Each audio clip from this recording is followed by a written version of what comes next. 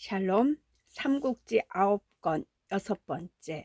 그 소식을 들은 공명은 곧 궁궐로 달려가 후주를 뵙고 아뢰었다.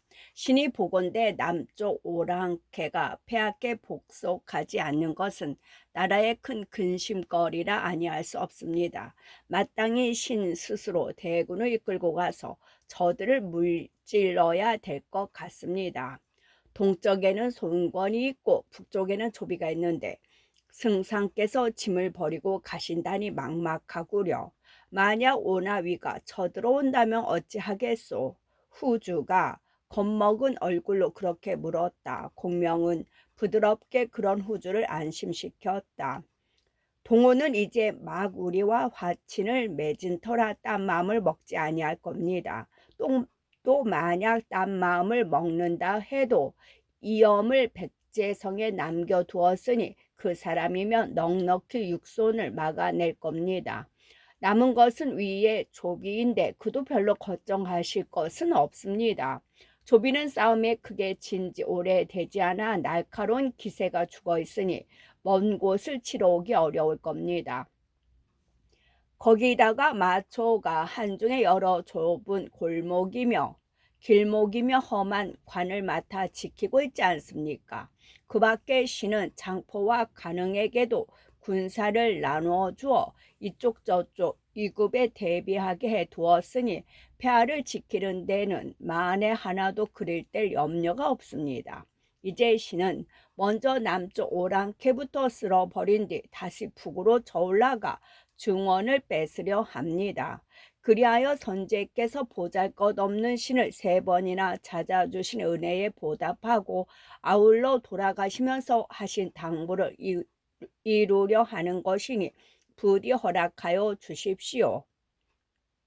그러자 후주도 어느 정도 마음이 놓이는지 고개를 끄덕이며 말했다. 짐은 나이 어리고 아는 게 없으니 승상께서 헤아려 하시오. 그때 한 사람이 나서서 소리쳤다. 아니 됩니다. 승상께서 가셔서는 아니 됩니다.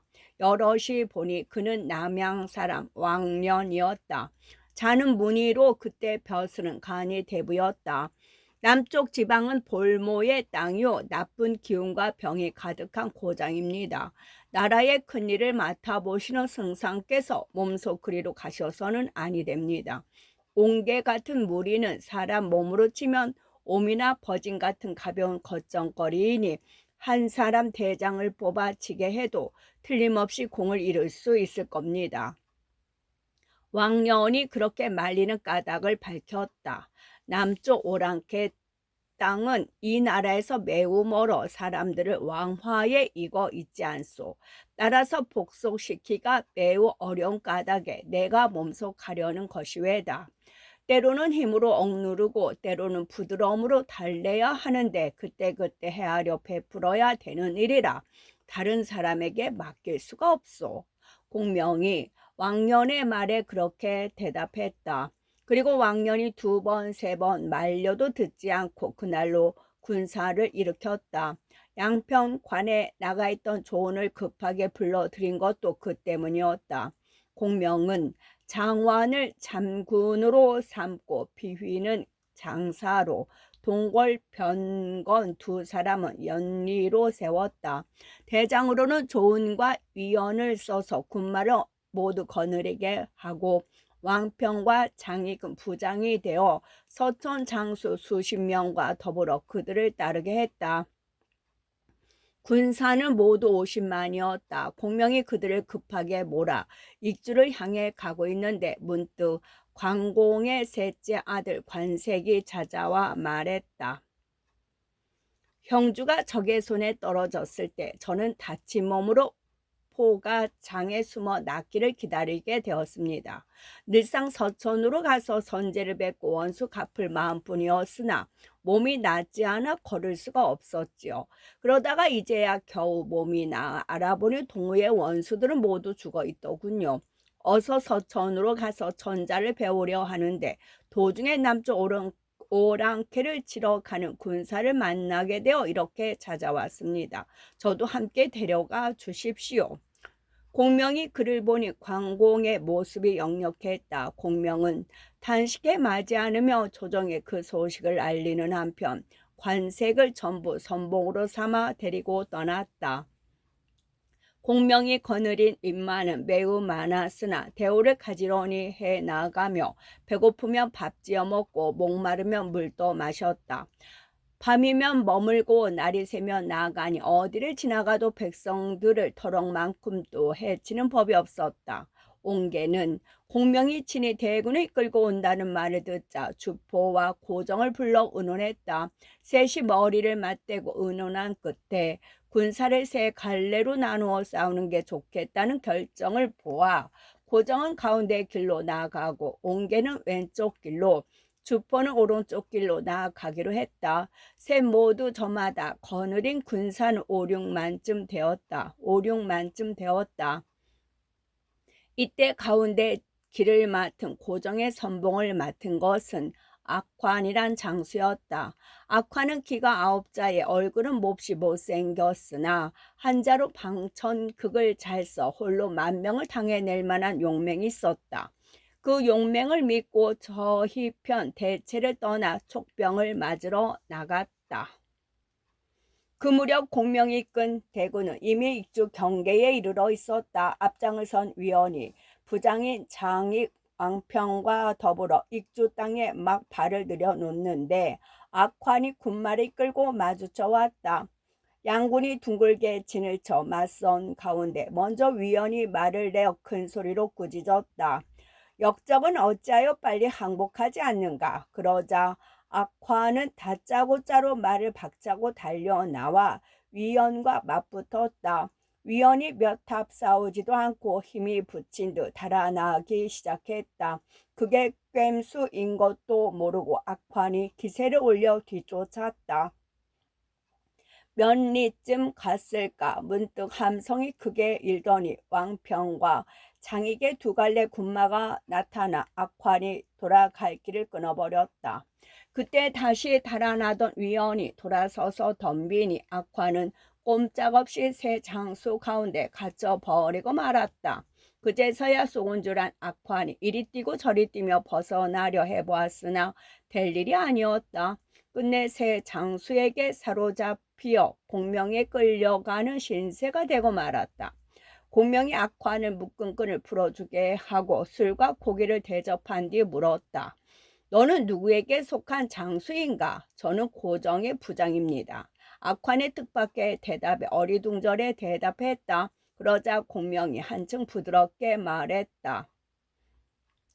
나는 고정이 중이 있는 사람임을 잘 알고 있다. 다만 옹계의 꿰매에 빠져 일이 이렇게 되었을 뿐이다. 이제 너를 놓아 보낼 터이니 가서 고태수에게 이르라. 어서 빨리 항복해 크나큰 화를 면하라고. 그런 다음 정말로 악환을 돌려보냈다. 꼭 죽는 줄 알았던 악환은 거듭 절하여 고마움을 나타내며 고정에게로 돌아갔다.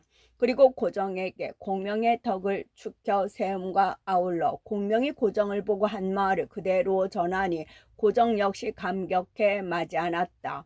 다음 날이 되었다. 옹계가 고정의 진체를 찾아와 따지듯 물었다. 악환이 사로잡혔다가 어떻게 돌아올 수 있었소? 제갈량이 의로 놓아 보낸 듯하오. 고정이 숨기지 않고 사실대로 밝혔다. 그러자 옹계가 깜짝 놀라는 신용을 지으며 말했다. 그게 바로 제갈량이 우리 사이를 떼어놓으려고 부린 계책이외다. 이른바 반관지계라는 것이요. 그러나 이미 제갈 공명에게 마음이 기울어진 고정은 그 말을 다 믿지 않았다. 어느 쪽이 옳은지 몰라 머뭇거리고 있는데 문득 족장이 와서 싸움을 건다는 정갈이 들어왔다. 옹계는 스스로 3만군을 이끌고 나가 촉군을 맞섰다. 그러나 원래가 이겨낼 수 있는 싸움이 아니었다. 몇 타 부딪기도 전에 옹계가 말머리를 돌려 달아나니 위원은 20열이나 뒤쫓으며 옹계의 군사들을 죽였다. 다음 날 옹계는 다시 군사를 몰고 나와 싸움을 걸었다. 그로서는 2판 4판이었다. 그런데 공명은 웬일인지 사흘이나 잇따라 군사를 내지 않았다. 공명이 겁이라도 먹은 걸로 한 옹계와 고정은 나흘째 되던 날 길을 나누어 함께 촉의 진체를 덮치려 했다. 바로 공명이 기다리던 것이었다.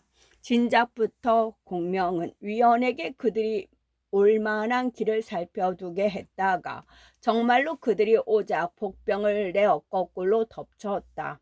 뜻밖의 당한 옹계와 고정의 군사는 태반이 죽거나 상하고 많은 수가 사로잡혔다. 옹계와 고정이 빠져나간 것만도 요행이라 할 만큼 참패였다. 그러나 일은 그걸로 그치지 않았다. 공명은 사로잡은 옹계의 군사와 고정의 군사를 두 곳에 나누어 가두었다. 그리고 자기 편 군사를 시켜 슬그머니 그들에게 말하게 했다.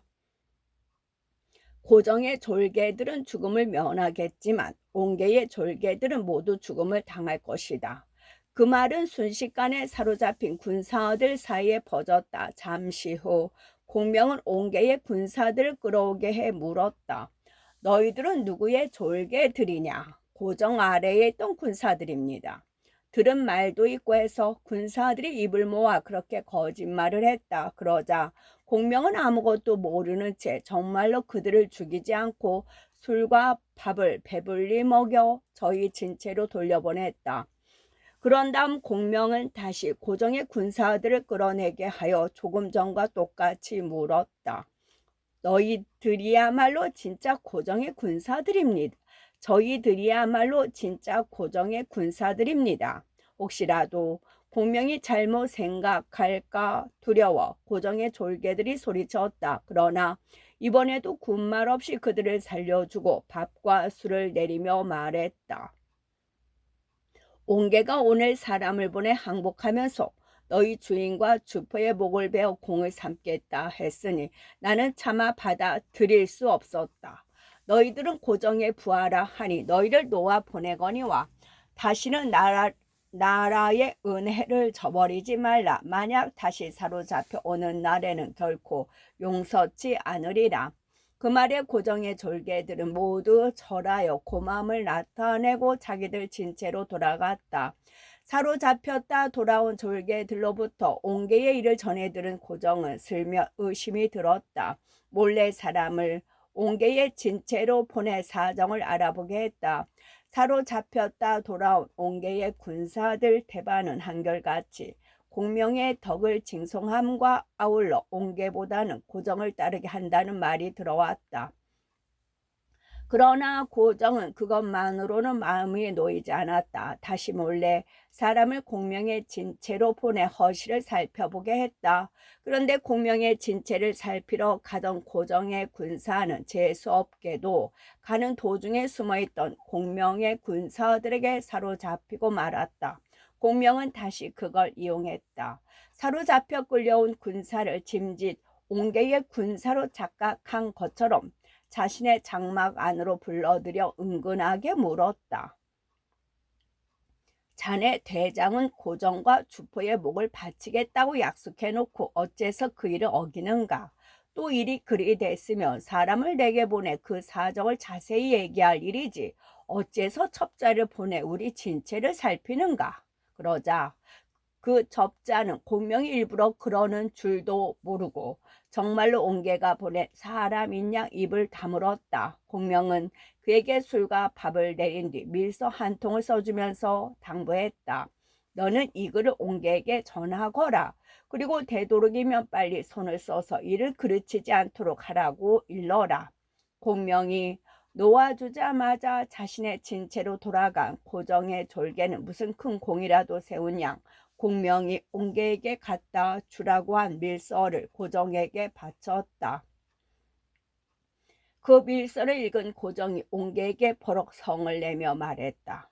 나는 저를 진심으로 대했건만 저는 오히려 나를 해치려 하는구나. 정리로 보아서도 용납할 수 없는 일이다. 그리고 곧 악환을 불러들여 어떻게 할까를 의논했다. 공명은 어진 사람이니 그와 등지는 것은 좋지 않습니다. 우리가 모반하여 죄를 짓게 된 것은 모두 옹계 때문이니 차라리 그를 죽이고 공명에게 투항하는 게 낫겠습니다. 악환이 대뜸 그렇게 말했다. 이미 마음이 거진 반 돌아서 있던 고정은 그 말이 드디어 뜻을 굳힌 듯 물었다. 그 말에 드디어 뜻을 굳힌 듯 물었다. 그러면 어떻게 손을 써야겠는가? 술자리를 마련하고 사람을 시켜 옹계를 부르도록 해보시지요. 그 사람이 딴 뜻이 없다면 기꺼이 올 겁니다. 그러나 만약 오지 않는다면 반드시 딴 속셈이 있다고 봐야 합니다. 만약 정말로 그렇다면 주군께서는 군사를 내어 앞으로 그를 들이치십시오. 나는 진체 뒤 소로에 매복해 기다리면 옹계를 잡는 것은 어렵지 않을 겁니다. 악환이 그렇게 꾀를 내자 고정은 곧 그대로 따라 먼저 술자리를 마련하고 옹계를 불렀다. 그러나 옹계는 옹계대로 전날 촉근에게 붙들렸다 돌아온 졸개들에게 들은 말이 있었다. 고정이 자기를 해칠까 두려워 그 술자리에 가지 않았다. 그날 밤이었다. 옹계가 오지 않는 걸 딴 마음이 있어서인 걸로 단정한 고정은 군사를 들어 옹계의 진체를 들이쳤다. 그러자 공명이 고정의 졸개들로 잘못 안 채 놓아보내 옹계의 군사들이 한박 고정을 편들었다. 자기들이 살아난 게 고정의 덕분이란 생각에서뿐만이 아니라 고정을 따르는 게 여러 가지로 의로울 것 같아서였다. 밤중에 갑자기 습격을 받은 데다 자기 편 군사들까지 고종을 도와 덤비니 옹계가 견뎌낼 재간이 없었다. 싸워 보지도 않고 말에 올라 산길을 달아났다. 그러나 제 두 마장도 못 가 북소리가 울리면서 한때의 군마가 길을 막았다. 고정의 장수 악환이 숨어서 기다리다 나타난 것이었다. 악환이 방청극을 휘두르며 말을 몰아 옹계를 덮쳤다. 옹계가 막아보려 했으나 손발이 제대로 말을 듣지 않았다. 악환의 한창에 찔려 말 아래로 굴러떨어졌다. 악환이 그런 옹계의 목을 베자 옹계의 졸개들은 모조리 고정에게 항복했다. 고정은 양쪽 군마를 합쳐 이끌고 공명을 찾아가 항복하며 옹계의 목을 바쳤다. 그런데 이상한 것은 높직한 자리에 앉아 항복을 받던 공명이었다. 조금도 기뻐하는 기색 없이 고정을 내려보다가 문득 좌우를 돌아보며 소리쳤다. 여봐라, 어서 저 흉측한 역적놈을 끌어내다 목 베어라. 그 소리에 깜짝 놀란 고정이 공명을 쳐다보며 말했다. 저는 승상의 크신 은혜에 감동되어 옹계의 목을 받쳐들고 항복하러 왔습니다. 그런데 승상께서는 어찌하여 저를 목 베려 하십니까? 그러자 공명이 어림없다는 듯 크게 비웃으며 꾸짖었다. 이놈은 거짓으로 항복해왔다. 어찌 감히 나를 속이려 드느냐. 그러고는 문갑 속에서 글 한 통을 꺼내 고정에 던지며 말했다. 주포가 사람을 보내 가만히 항복하는 글을 보내왔다. 바로 그것이니 읽어보아라. 거기 보면 옹계와 너는 함께 죽고 함께 살기를 맹세한 사이라는데 네가 어찌 하루아침에 옹계를 죽일 수 있겠느냐. 네 항복이 거짓이라는 걸 알게 된 것은 바로 그 글 덕분이다.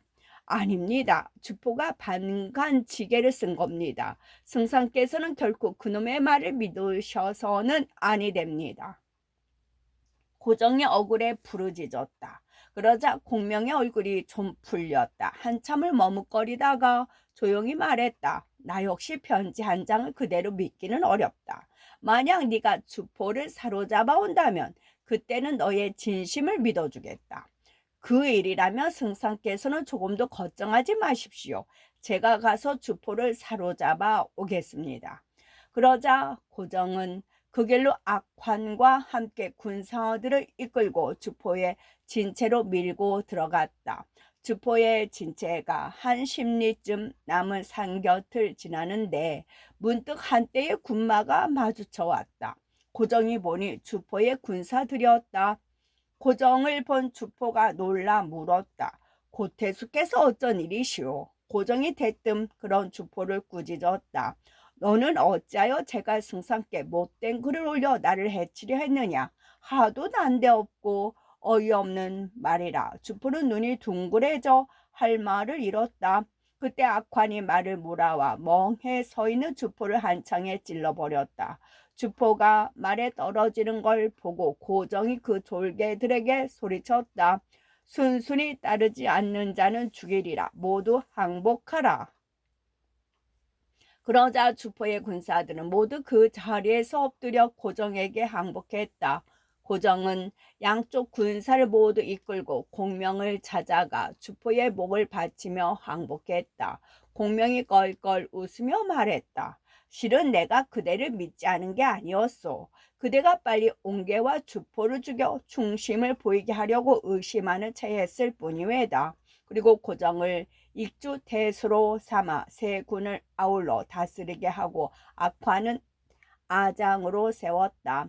고정, 옹계, 주포의 세 갈래 군사가 모두 병정되자 영창태수 왕항은 성 밖까지 나와 공명을 맞아들였다. 성으로 들어간 공명이 물었다. 누가 공과 더불어 이 성을 지켜 무사하게 하였소? 제가 오늘까지 무사하게 이 성을 지킬 수 있었던 것은 모두 본군, 불이 땅 사람 여계가 도와준 덕분이었습니다. 모든 공이 그 사람의 힘입은 것이라 할 수 있지요. 왕항이 그렇게 대답했다. 공명은 그 자리에서 여계를 불러들이게 했다. 예가 끝난 뒤 공명이 넌지시 물었다. 오래전부터 공이 영창의 높은 선비로 이 성을 지켜내는데 여러 가지로 애쓰시고 있다는 말은 들어왔소. 이제 다행히 이 성을 건졌으나 나는 여기 그치지 않고 남만까지 평정할 작정이요. 공의 생각은 어떻소? 그러자 여계가 품에서 지도 한 장을 내어주며 말했다. 저는 벼슬길로 나온 뒤 남쪽 오랑캐들이 틈만 나면 모반하려 함을 안지 오래됐습니다. 그래서 사람을 몰래 그 땅에 보내 거기서 군사를 머무르게 하거나 싸움을 벌이기에 좋은 땅을 살펴보고 그림을 그리게 하였지요. 바로 이 평만지장도인데 이제 승상께 올립니다. 승상께서 살펴보시면 남쪽 오랑캐를 평정하는데 약간의 도움은 받으실 수 있을 겁니다. 미리 알고 기다린 듯한 여계의 그 같은 말에 공명은 크게 기뻤다. 여계에게 행군 교수를 내리고 아울러 길잡이로 삼아 남만 땅 깊숙이 들어갔다. 공명이 이끄는 군사가 한참 나가고 있는데 문득 후주가 사자를 보내왔다는 정갈이 들어왔다. 공명이 사자를 맞아들이고 보니 그는 다름 아닌 마속이었다. 그 형 마량이 죽은 지 오래 안 돼 아직 상복 차림이었다. 주상의 명을 받들어 군사들에게 나누어 줄 술과 배를 가지고 왔습니다. 마속이 그렇게 사자로 온 뜻을 밝혔다. 공명은 후주가 내린 것을 하나하나 군사들에게 나누어 준 뒤 마속과 자리를 같이 물었다. 보시다시피 나는 전자의 명을 받들어 남쪽 오랑캐를 평정하러 가는 길이네. 전부터 들으니 자네는 세상 모든 일에 두루 안목이 높다는데 내게도 좀 가르쳐 주게. 이번 일은 어떻게 해야 잘 될 것 같은가? 그러자 마속의 목청을 가다듬어 말했다. 승상께서 물으시니 어리석은 대로 한 말씀 올리겠습니다. 남쪽 오랑캐들은 그 땅이 멀고 산이 험한 걸 믿어 전자께 복종하지 않은 지 이미 오래됩니다. 또 설령 오늘 힘으로 눌러 놓아도 내일이면 다시 들고 일어날 것이니 여간 다스리기 어렵지 않습니다. 이번에도 승상께서 가시면 반드시 병정은 될 것이나 우리가 북으로 조비를 치러 놨으면 그 빈틈을 다 다시 일어날 것임이 틀림없습니다. 듣기로 적의 마음을 치는 게 으뜸이요. 적의 성을 치는 것은 그만 못하다 마음으로 싸워 이기는 게 군사로 싸워 이기는 것보다 낫다 하였으니 승상께서는 그 점을 헤아리셔야 할 겁니다. 마음으로 남쪽 오랑캐를 무릎 꿇게 할 수 있다면 더 바랄 게 무엇이겠습니까? 실로 유상이야말로 내 마음속을 들여다본 듯하이. 공명은 그렇게 감탄하고 마속을 참 군으로 삼아 함께 데리고 갔다. 대강 마음속으로 생각해 두었던 게 옳았음을 마속을 통해 확인한 까닭인지 그날부터 공명이 이끈 대군의 나아감은 더욱 빨라졌다. 오가 있어 위가 함부로 움직이지 못한다 해도 쓸데없이 남쪽에서 시간을 끌고 있을 까닭은 없었다. 2번 사로잡고 2번 놓아주다. 2번 사로잡고 2번 놓아주다. 남만왕 맹획도 듣는 귀가 있어 공명이 슬기로 옹계의 무리를 가볍게 깨뜨렸다는 걸 알았다. 이어 공명이 자기 땅으로 진군해 오고 있다는 소식이 들어오자 제 밑에 있는 삼동의 원수들을 불러들였다. 첫째 동의 원수는 금환삼결이요, 둘째 동은 동도나, 셋째 동은 이회남의 원수였다. 제갈량이 대군을 이끌고 우리 땅을 침범해 오고 있으니 서로 힘을 합쳐 맞서지 않을 수가 없다. 너희 셋은 길을 나누어 군사를 내고 제갈량과 싸워라. 이기는 자는 바로 동주로 삼겠다. 맹획이 셋에게 그렇게 말하자 그들은 기세도 좋게 길을 나누어 나갔다. 금환 삼결은 가운데 길을 잡고 동도나는 왼편 길을, 아회남은 오른편 길을 잡았는데 이끄는 군사는 각기 5만이었다. 이때 공명은 진체에서 장수들을 모아놓고 앞길을 의논하고 있었다. 문득 살피러 나갔던 군사가 나는 듯 말을 달려와 말했다. 오랑캐의 삼동 원수가 세 길로 나누어 밀고 들어옵니다. 그 말을 들은 공명은 먼저 조은과 위원을 불러들였다. 그러나 그들에게는 아무 말도 않고 다시 왕평과 마충을 부르더니 둘에게 먼저 영을 내렸다. 지금 오랑캐 군사가 세 길로 나누어 오고 있다. 나는 자룡과 문장을 보내고 싶으나 그들은 이곳 지리를 잘 몰라 쓰지 못하고 있다. 따라서 그대들 둘을 먼저 보내려 하니 왕평은 왼길로 나가 적을 맞고 마충은 오른길로 나가 적을 맞으라. 나는 자룡과 문장을 뒤따라 보내 그대들의 뒤를 받쳐줄 것이다. 오늘 군마를 정돈해 내일 아침 떠나도록 하라. 왕평과 마충이 영을 받고 물러나자 공명은 다시 장의와 장익을 불렀다. 그대들 두 사람은 군사를 이끌고 가운데 길로 나아가 적을 맞으라.